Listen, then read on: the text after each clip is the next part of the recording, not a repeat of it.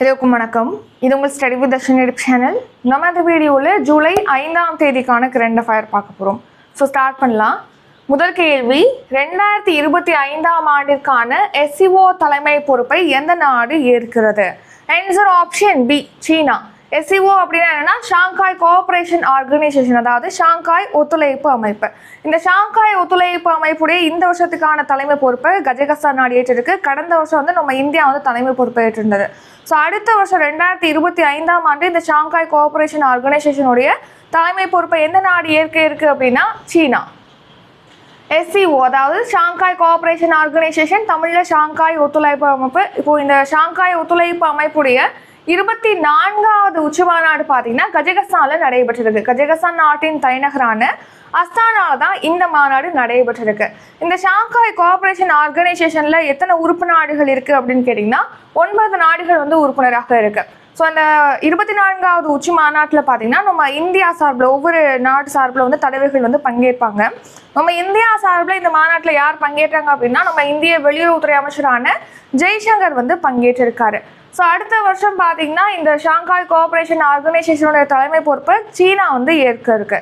அடுத்த Shanghai cooperation organisation பற்றி பார்க்கலாம். இது எப்போ தொடங்கப்பட்டதுன்னா 2001ஆம் ஆண்டு தொடங்கப்பட்டிருக்கு. 2001ஆம் ஆண்டு ஜூன் மாதம் 15ஆம் தேதி இந்த அமைப்பு தொடங்கப்பட்டிருக்கு. இதோடைய ஹெட் குவார்ட்டர் எங்கே இருக்குது? இதுக்கான ஆன்சர் வந்து நீங்கள் கமெண்ட் பண்ணுங்கள். இது உங்களுக்கான கேள்வி. இந்த ஷாங்காய் கோஆபரேஷன் ஆர்கனைசேஷனுடைய தலைமையகம் எங்கே இருக்குது அப்படிங்கிறத நீங்கள் கமெண்ட் பண்ணிடுங்க.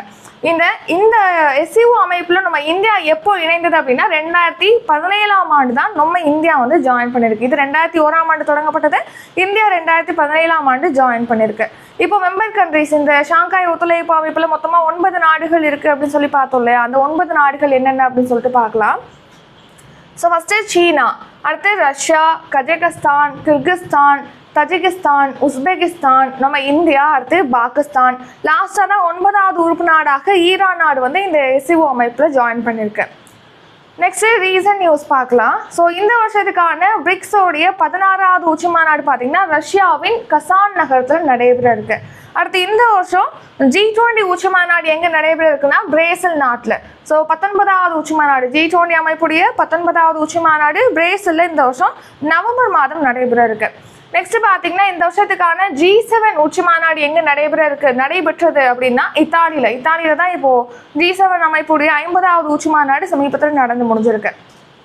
8வது கேள்வி, வெம்பக்கோட்டையில் எத்தனையாவது கட்ட அகழாய்வு பணி நடைபெற்று வருகிறது? ஆன்சர் ஆப்ஷன் பி, 3ஆம் கட்டம். ஸோ வெம்பக்கோட்டையில் ஃபஸ்ட்டு 2022ஆம் ஆண்டு தான் அகழாய்வு பணிகள் வந்து தொடங்கினாங்க. அதுக்கடுத்து 2023 2ஆம் கட்ட அகழாய்வு பணி நடைபெற்றது. இப்போ 2024ஆம் ஆண்டு 3ஆம் கட்ட அகழாய்வு பணிகளை வந்து தொடங்கி வச்சிருக்காங்க. ஸோ இந்த வருஷம் பார்த்தீங்கன்னா தமிழக பட்ஜெட்டில் வந்து ஒரு 8 இடங்களில் வந்து அகழாய்வு பணிகள் மேற்கொள்ளப்படும் அப்படின்னு சொல்லிட்டு அறிவிச்சிருந்தாங்க. அதில் வெம்பக்கோட்டையும் ஒன்று. ஸோ 4 இடங்கள் வந்து புதுசாக இப்போ தான் ஃபஸ்ட்டு கட்ட அகழாய்வு பணிகளை வந்து தொடங்கியிருக்காங்க. விருதுநகரில் தான் வெம்பக்கோட்டை இருக்குது. வெம்பக்கோட்டையில் 3ஆம் கட்ட அகழாய்வு பணிகள் நடைபெறுது. இப்போ இந்த வெம்பக்கோட்டையில் நடைபெற்ற அகழாய்வு பணியின் போது பார்த்தீங்கன்னா மாவுக்கல் தொங்கனி. ஸோ பார்த்தீங்கன்னா இப்போ நம்ம தோடுன்னு சொல்கிறோம் இல்லையா, அந்த டைமில் வந்து மாவுக்கல் தொங்கனி யூஸ் பண்ணியிருக்காங்க. மாவுக்கல் தொங்கனி கண்டெடுக்கப்பட்டிருக்கு. சங்கு வளையல்கள் கண்டெடுக்கப்பட்டிருக்கு. கருப்பு நிற பதக்கம் வந்து கண்டெடுக்கப்பட்டிருக்கு. ஸோ இதெல்லாமே வந்து பண்டைய கால தமிழ் பெண்கள் வந்து அணிகலன்களாக பயன்படுத்தியிருக்கலாம் அப்படின்னு சொல்லிட்டு அந்த அகழாய்வு மேற்கொண்டவங்க வந்து தெரிவிச்சிருக்காங்க. 3வது கேள்வி, கனடாவின் முதல் பெண் இராணுவ தளபதியாக நியமிக்கப்பட்டவர் யார்? Answer option C, Jennie Carignan. So பார்த்தீங்கன்னா இப்போ கனடா நாட்டுடைய முதல் பெண் இராணுவ தளபதியாக இந்த ஜென்னி கரிக்னன் என்பவங்க வந்து நியமிக்கப்பட்டிருக்காங்க. கனடாவின் முதல் பெண் இராணுவ தளபதி. ஸோ பார்த்தீங்கன்னா இப்போ சமீபத்தில் கனடாவுடைய பிரதமராக இருக்கக்கூடிய ஜஸ்டின் ட்ரூடோ வந்து அந்த நாட்டுடைய இராணுவ தளபதியாக முதன்முறையாக ஒரு பெண்ணை வந்து நியமிச்சிருக்காங்க. அவங்க யார் அப்படின்னா மூத்த பெண் இராணுவ அதிகாரியான ஜென்னி கரிக்னன் என்பவங்க. 4வது கேள்வி, நொமேடிக் எலிஃபண்ட் 2024 என்ற கூட்டு இராணுவ பயிற்சி இந்தியாவிற்கும் எந்த நாட்டிற்கும் இடையே மேற்கொள்ளப்படுகிறது? Answer option B, Mongolia. So nomadic elephant அப்படிங்கிற பேரில் பார்த்தீங்கன்னா நம்ம இந்தியாவுக்கும் மங்கோலியா நாட்டின் இராணுவத்துக்கும் இடையே தான் கூட்டு இராணுவ பயிற்சியானது நடத்தப்படுது. ஸோ நொமேடிக் எலிஃபண்ட் அப்படின்னா தமிழில் என்னன்னா நாடோடி யானை. ஸோ இந்த வருஷம் நடக்கிறதுனால 2024 அப்படின்னு சொல்லிட்டு மென்ஷன் பண்ணியிருக்காங்க. ஸோ நொமேடிக் எலிஃபண்ட் 2024 அப்படிங்கிற கூட்டு இராணுவ பயிற்சி பார்த்தீங்கன்னா இந்த வருஷம் வந்து மேகாலய மாநிலத்தின் உம்ரோயில் இருக்கக்கூடிய வெளிநாட்டு பயிற்சி முறையில் வந்து தொடங்கப்பட்டிருக்கு. ஸோ இது வந்து இந்தியாவுக்கும் மங்கோலியா நாட்டின் இராணுவத்துக்கும் இடையிலான கூட்டு இராணுவ பயிற்சி. இந்த மாதிரி எதுக்காக இராணுவ பயிற்சி, விமானப்படை பயிற்சி, கடற்படை பயிற்சிலாம் நடத்தப்படுது அப்படின்னு கேட்டிங்கன்னா, அந்த 2 நாடுகளுக்கு இடையிலான உறவை வந்து இன்னும் வலுப்படுத்துறதுக்காக இந்த மாதிரி 2 நாட்டை சேர்ந்த இராணுவ வீரர்கள் வந்து ஒன்றா சேர்ந்து பயிற்சி மேற்கொள்ளும் போது அவங்களுடைய யுக்திகளை வந்து பகிர்ந்து கொள்ள முடியும். இதே மாதிரி வேறு ஏதாவது ஒரு முக்கியமான இடத்துல வந்து நம்ம சண்டை போட வேண்டியது இருக்குது 2 நாடுகளும் சேர்ந்து அப்படின்னா, அப்போ வந்து கம்யூனிகேஷனுக்கு வந்து யூஸ்ஃபுல்லாக இருக்கும். ஏற்கனவே வந்து அவங்க ப்ராக்டிஸ் பண்ணியிருந்தா தானே அடுத்த தடவை அவங்க வந்து பண்ணுறதுக்கு ஈஸியாக இருக்கும் போரின் போது. ஸோ அதனால அதுக்காக ஒத்துழைப்பை வலுப்படுத்துறதுக்காக தான் இந்த இது வந்து இந்த மாதிரி பயிற்சியானது நடத்தப்படுது. ஸோ இந்த வருஷம் நடைபெற்றது நாடோடி யானை பயிற்சி பார்த்திங்கன்னா இந்த வருஷம் நடைபெற்றது 15வது பதிப்பு. ஸோ இதுக்கு முன்னாடி பார்த்தீங்கன்னா இந்த வருஷம் நடைபெற்றது வந்து 16வது பதிப்பு. இதுக்கு முன்னாடி 15வது பதிப்பு வந்து ஜூலை 2023 மங்கோலியா நாட்டின் உலான் பதரில் நடைபெற்றிருக்கு கடந்த வருஷம் பயிற்சி. ரீசன் நியூஸ் சஹியா கைஜின் அப்படிங்கிற பேரில் பார்த்தீங்கன்னா நம்ம இந்தியாவுக்கும் ஜப்பான் நாட்டுக்கும் இடையே வந்து கடலோர காவல்படை கூட்டு பயிற்சியானது நடத்தப்பட்டிருக்கு. அடுத்து டெசர்ட் நைட் அப்படிங்கிற பேரில் நம்ம இந்தியா, அப்புறம் பிரான்ஸ், ஐக்கிய அரபு அமீரகம் இந்த 3 நாடுகளுக்கு இடையே பார்த்தீங்கன்னா விமானப்படை பயிற்சியானது நடத்தப்படுது. எக்ஸசைஸ் சைக்ளோன் அப்படிங்கிற பேரில் நம்ம இந்தியாவுக்கும் எகிப்து நாட்டுக்கும் இடையே பார்த்தீங்கன்னா கூட்டு சிறப்பு படை பயிற்சியானது நடத்தப்படுது. அடுத்து சதா தன்சீக் அப்படிங்கிற பேரில் இந்தியாவுக்கும் சவுதி அரேபியா நாட்டுக்கும் இடையே கூட்டு இராணுவ பயிற்சி நடத்தப்பட்டிருக்கு. ஸோ ஏற்கனவே பார்த்தீங்கன்னா நம்ம சமிட்ஸ் வந்து இந்த வருஷத்துக்கான சமிட்ஸ் வந்து தனியாக வீடியோ போட்டிருக்கோம். அதே மாதிரி மிலிட்டரி எக்ஸசைஸும் தனியாக ஒரு வீடியோ போட்டிருக்கோம். நீங்கள் என்ன பார்க்கலன்னா யூடியூப்பில் செக் பண்ணி பார்த்துக்கலாம். அடுத்து 5வது கேள்வி, உலகிலேயே முதன்முறையாக CNG எரிபொருளில் இயங்கும் இருசக்கர வாகனம் எந்த நாட்டில் அறிமுகப்படுத்தப்படுகிறது? Answer option A, India. So இந்தியாவில் தான் பார்த்தீங்கன்னா உலகிலே முதன்முறையாக CNG எரிபொருளில் இயங்கக்கூடிய இருசக்கர வாகனமானது அறிமுகப்படுத்தப்பட்டிருக்கு. ஸோ இந்த வாகனத்தை வந்து பஜாஜ் ஆட்டோ அப்படிங்கிற நிறுவனம் தான் அறிமுகப்படுத்தியிருக்கு. ஸோ அந்த CNG எரிபொருளில் இயங்கக்கூடிய அந்த இருசக்கர வாகனத்துடைய பேர் என்ன அப்படின்னா பஜாஜ் ஃப்ரீடம் 125 அப்படிங்கிறது. அதோட பேர் என்ன? பஜாஜ் ஃப்ரீடம் 125. ஸோ இது CNG அப்படின்னா கம்ப்ரஸ் நேச்சுரல் கேஸ், அதாவது அழுத்தப்பட்ட இயற்கை எரிவாயு. ஸோ ரொம்ப கம்ப்ரஸ் பண்ணி வச்சுருப்பாங்க அந்த இயற்கை எரிவாயு. ஸோ அதனால தான் அந்த எரிபொருளில் இயங்கக்கூடியதான் இந்த பஜாஜ் ஃப்ரீடம் 125 அப்படிங்கிறது. ஸோ இது வந்து CNG மட்டும் இல்லாமல் பெட்ரோல்லையுமே இயங்கக்கூடியதுன்னு சொல்லியிருக்காங்க. இது பெட்ரோல் வாகனங்களோடு ஒப்பிடும்போது இது ரொம்ப சிக்கனமானது, இன்னொன்றும் சுற்றுச்சூழலுக்கு உகந்தது. ஏன்னா பார்த்தீங்கன்னா பெட்ரோல் வண்டிகள் இயக்கும்போது பார்த்தீங்கன்னா நிறையா கார்பன் டை ஆக்சைடு வந்து வெளியாகும், கரிமல வாயு வந்து வெளியாகும். இந்த CNG பைக்குகள் பார்த்தீங்கன்னா 50% குறைவாக தான் கார்பன் டை ஆக்சைடு வெளியிடுது, 75% குறைவாக கார்பன் மோனாக்சைடு வெளியிடுது, 90% குறைவாக மீத்தேன் அல்லாத ஹைட்ரோ கார்பன்களை வெளியிடக்கூடியது. 6வது கேள்வி, மைத்ரி கூட்டு இராணுவ பயிற்சி எந்த 2 நாடுகளிடையே நடைபெறுகிறது? ஆன்சர் ஆப்ஷன் ஏ, இந்தியா மற்றும் தாய்லாந்து. ஸோ இந்தியாவுக்கும் தாய்லாந்துக்கும் இடையே தான் இந்த மைத்ரி அப்படிங்கிற பேரில் கூட்டு இராணுவ பயிற்சியானது நடைபெறுது. ஸோ இந்த வருஷம் பார்த்தீங்கன்னா இந்த மைத்ரி கூட்டு இராணுவ பயிற்சியுடைய 13வது பதிப்பு வந்து தாய்லாந்து நாட்டில் தொடங்கப்பட்டிருக்கு. ஸோ தாய்லாந்து நாட்டின் தக் மாகாணத்தில் இருக்கக்கூடிய வஜ்ரபிரகான் கோட்டையில் பார்த்தீங்கன்னா நடைபெற்று வருது. ஜூலை 1ஆம் தேதியிலிருந்து 15ஆம் தேதி வரைக்கும் இந்த பயிற்சி நம்ம இந்திய இராணுவத்துக்கும் தாய்லாந்து நாட்டின் இராணுவத்துக்கும் இடையே நடைபெறும். ஸோ இதுக்கு முன்னாடி ப்ரீவியஸ் எடிஷன், அதாவது இதுக்கு முன்னாடி இந்த பயிற்சி எங்கே நடைபெற்றது, இந்த மைத்ரி பயிற்சியுடைய 12வது பதிப்பு எங்கே நடைபெற்றது அப்படின்னா உம்ரோயில், மேகாலயா மாநிலத்தின் உம்ரோயில் 2019ஆம் ஆண்டு இந்த பயிற்சி நடத்தப்பட்டிருக்கு. ஸோ இந்த வருஷம் தாய்லாந்தில் வஜ்ரபிரகான் கோட்டையில் நடைபெறுது. 7வது கேள்வி, ஸ்மார்ட் சிட்டிஸ் மிஷன் எந்த ஆண்டு வரை நீட்டிக்கப்பட்டுள்ளது? Answer option C, March 2025. So பார்த்தீங்கன்னா இப்போ இந்த ஸ்மார்ட் சிட்டிஸ் மிஷன் அப்படிங்கிறது நம்ம நேற்றே கரண்ட் அஃபேர்ஸில் பார்த்துருப்போம். இது வந்து 2015ஆம் ஆண்டு ஜூன் 25ஆம் தேதி தொடங்கப்பட்டது அப்படின்னு சொல்லிட்டு, அதாவது நம்ம இந்தியாவில் இருக்கக்கூடிய முக்கியமான ஒரு 100 நகரங்களை தேர்வு செஞ்சு அந்த நகரங்களில் இருக்கக்கூடிய உள்கட்டமைப்பை மேம்படுத்தணும். கட்டடங்கள் அமைக்கிறது, சாலைகள் அமைக்கிறது, பூங்காக்கள் அமைக்கிறது, இந்த மாதிரி அதோட உள்கட்டமைப்பை மேம்படுத்துறதுக்காக தான் இந்த ஸ்மார்ட் சிட்டி மிஷன் ஆனது தொடங்கப்பட்டது 2015ஆம் ஆண்டு. ஸோ இந்த திட்டம் தொடங்கப்பட்டு 9 ஆண்டுகள் நிறைவடைஞ்சிருக்கு அப்படின்னு சொல்லி பார்த்தோம். ஸோ இந்த திட்டம் பார்த்தீங்கன்னா இப்போ அகைன் 2வது முறையாக நீடிச்சிருக்காங்க. ஏற்கனவே வந்து இந்த வருஷம் ஜூன் மாதம் 30ஆம் தேதி வரைக்கும் இதை நீடிச்சிருந்தாங்க லாஸ்ட்டாக வந்து.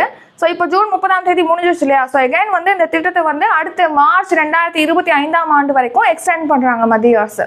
ஸோ இந்த ஸ்மார்ட் சிட்டிஸ் மிஷனை வந்து எந்த அமைச்சகம் வந்து செயல்படுத்துது அப்படின்னா மத்திய வீட்டு வசதி மற்றும் நகர்ப்புற விவகாரங்கள் அமைச்சகம் தான் இதை வந்து செயல்படுத்திட்டு வருது. ஸோ இது எப்போ தொடங்கப்பட்டதுன்னா 2015ஆம் ஆண்டு ஜூன் 25ஆம் தேதி தொடங்கப்பட்டிருக்கு. இப்போ இது மார்ச் 2025ஆம் ஆண்டு வரைக்கும் நீட்டிக்கப்பட்டிருக்கு. ஸோ இந்த மத்திய வீட்டு வசதி மற்றும் நகர்ப்புற விவகாரங்கள் அமைச்சகத்துடைய அமைச்சராக இருப்பவர் யார் அப்படின்னா மனோகர் லால் கட்டார் தான் இருக்காரு.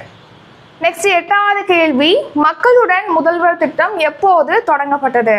ஆன்சர் ஆப்ஷன் ஏ 28 டிசம்பர் 2023. ஸோ கடந்த வருஷம் டிசம்பர் 28ஆம் தேதி தான் இந்த மக்களுடன் முதல்வர் அப்படிங்கிற திட்டமானது தொடங்கப்பட்டிருக்கு.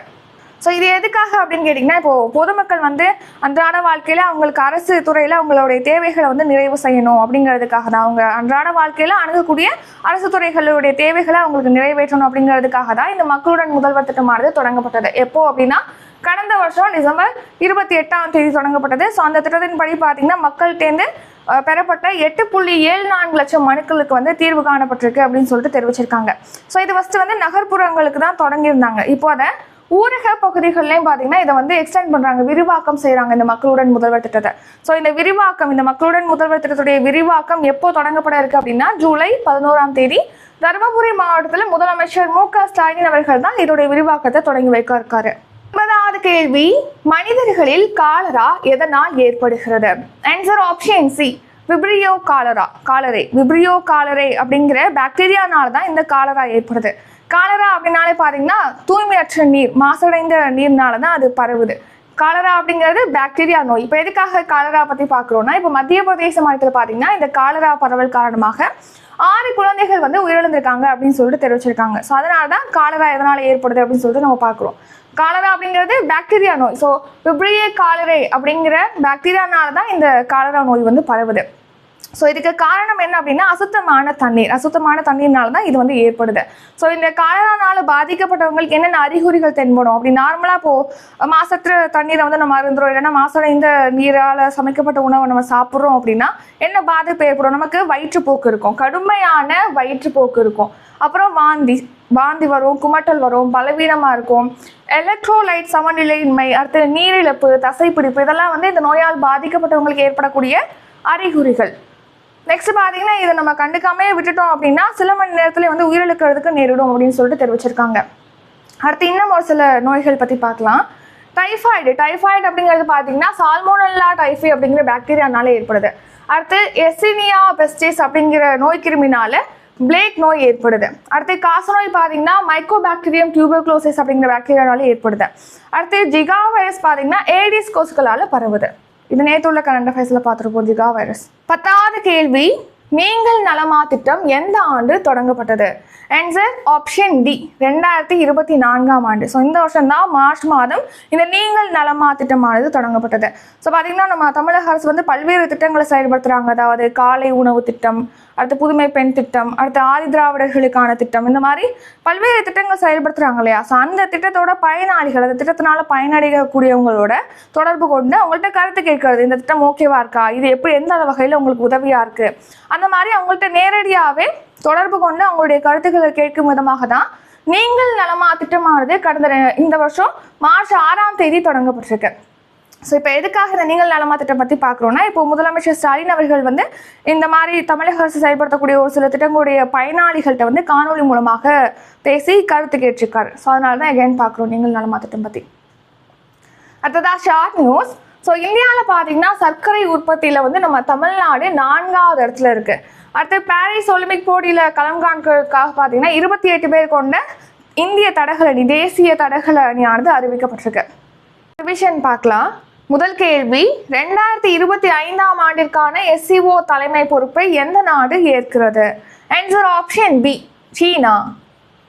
2வது கேள்வி, வெம்பக்கோட்டையில் எத்தனையாவது கட்ட அகழாய்வு பணி நடைபெற்று வருகிறது? ஆன்சர் ஆப்ஷன் பி 3ஆம் கட்டம்.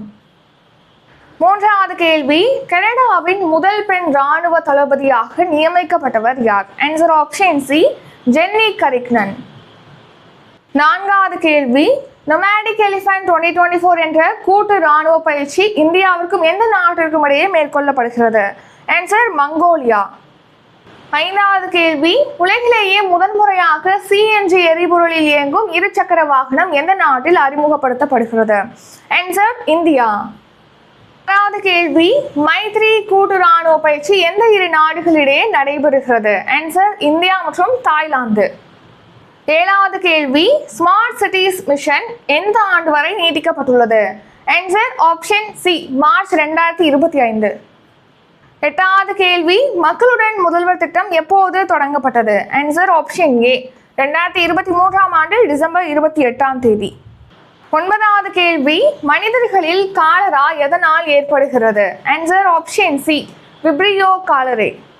பத்தாவது கேள்வி, நீங்கள் நலமா திட்டம் எந்த ஆண்டு தொடங்கப்பட்டது? ஆன்சர் ஆப்ஷன் டி, 2024ஆம் ஆண்டு. இத்துடன் இன்றைக்கான கரண்ட் அஃபேர்ஸ் வீடியோ நிறைவடைகிறது. இந்த வீடியோ உங்களுக்கு பிடிச்சிருந்தா லைக் பண்ணுங்க, ஷேர் பண்ணுங்க. நம்ம சேனலை நீங்க இன்னும் சப்ஸ்கிரைப் பண்ணலன்னா மறக்காம சப்ஸ்கிரைப் பண்ணிக்கோங்க. நன்றி, வணக்கம்.